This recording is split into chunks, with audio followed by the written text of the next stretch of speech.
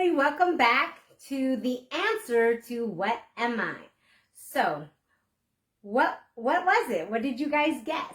So if you had guessed a thermometer, you were correct, a thermometer.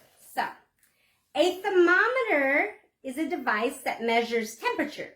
It is used in diverse fields like medicine, meteorology, industry, and the culinary arts. The earliest thermometers detect temperature changes using vials of liquid that would expand and contract as they were heated and cooled. Whether you want to check for a fever, bake a birthday cake, or dress appropriately for the weather, a thermometer is a handy device. So let's find out the history of a thermometer. Where did it come from? How did it start? So here we go. Thermometer history. While the earliest concept of measuring temperature via the expansion and contraction of air dates back to 200 BC, the development of the first thermometer began in the 16th century Europe. Scientists created devices called thermoscopes, essentially a thermometer without a scale, from glass tubes that indicated changes in air temperature, rather than a specific degree of heat or cold. In 1593, Italian inventor Galileo perfected his own thermoscope, experimenting with gas bulbs filled with wine and alcohol, suspended inside a water-filled tube that would rise and fall with the changes in temperature. So he used water and alcohol, or wine and alcohol in glass bulbs in a tube of water. Okay. In 1612, Venetian physician Santorio, guess he had the same first and last name, Santorio, added numerical markings on the side of his thermoscope to create a crude medical thermometer to measure a patient's mouth temperature. In 1654, Ferdinand II, the Grand Duke of Tuscany, advanced Santorio's design by filling the glass tube with alcohol and then sealing off both ends to create the first modern thermometer. Despite these inventions, the thermometer remained mostly inaccurate with no standard scale.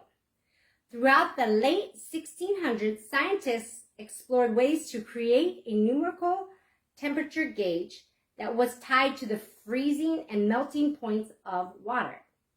In 1709, German physicist Daniel Fahrenheit, where we get the word Fahrenheit, Daniel Fahrenheit was the first to introduce a standardized scale on his alcohol thermometer.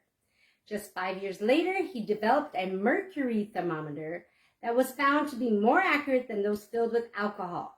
It became the industry standard by the 1720s. Wow, a thermometer's been around forever. All right.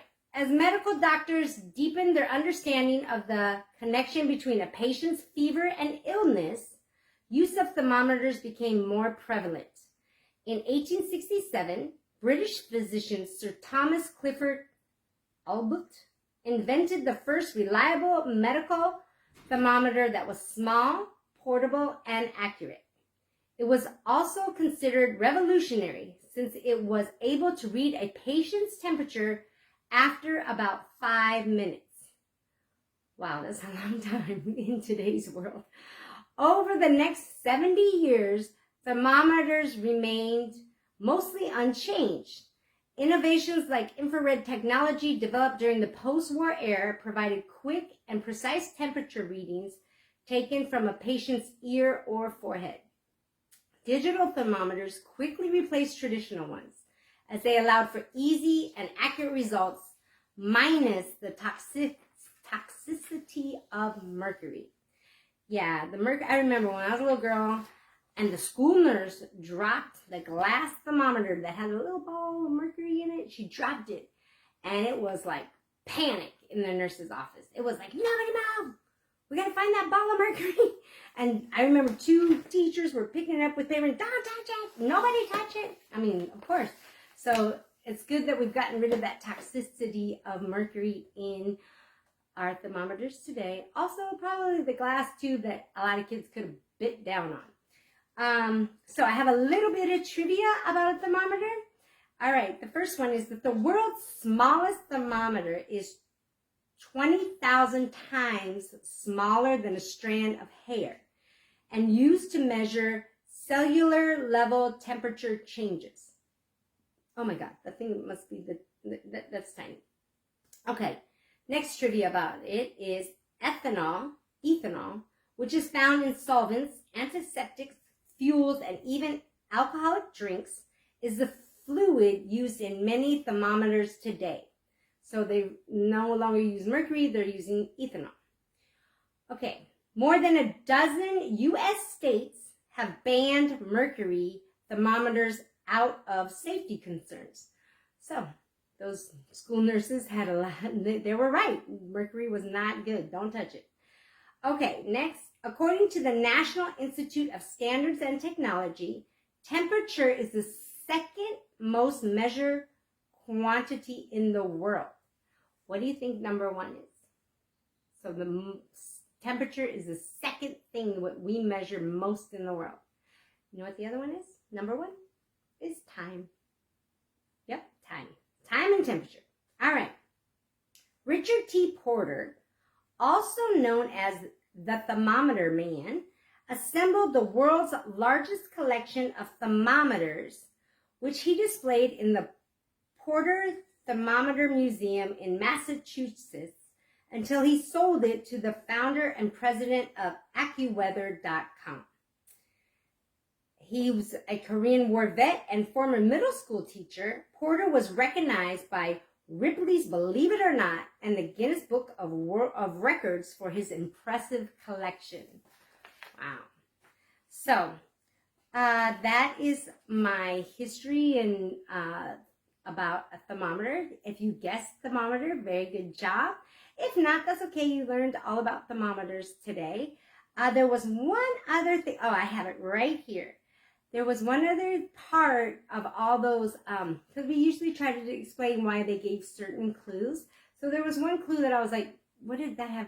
Okay, so it says, the world's largest thermometer, measuring 134 feet high, so that's where the number 134 comes in, is the world's largest thermometer, measuring 134 feet high, is located outside of Las Vegas, Nevada.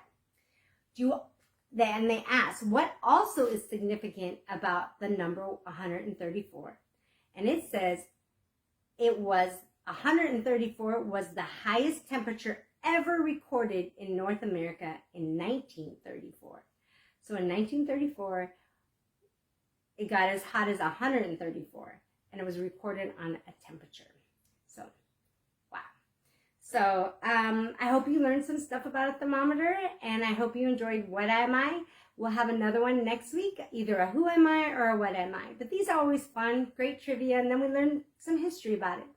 I hope you have a great rest of your day. Take care.